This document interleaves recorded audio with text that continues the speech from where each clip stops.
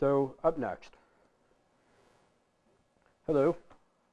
Let's make something real with Angular schematics and look at something that exists out there in the open source community.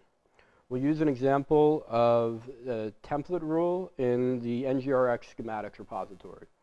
So in the NGRX platform, they have their own schematics project, and you can use those schematics to generate reducers. In their own schematics project, there's this directory called files, and that's a convention in schematics to put your templates in a directory called files.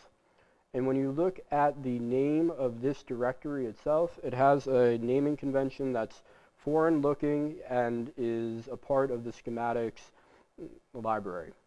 It's _name @-ize @if flat.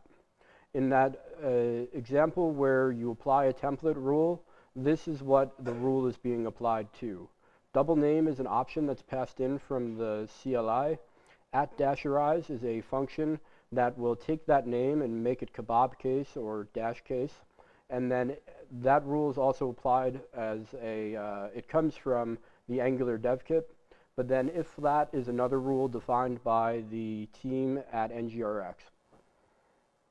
So inside that file are templates for the next files, and one of those files is a reducer. In case you're not familiar with NGRX, when you're building with it, you get a reducer. If you're from the React world, you would know it too. And we can look at one line here, line 12, which has a function if feature, and it's got a template syntax which is not JavaScript. That means that schematics can apply to it safely. And there's another syntax here for another template where we pass a function classify the argument name. Classify is another function provided in that template rule, and this will take your name option and give it the class case with the capital letters.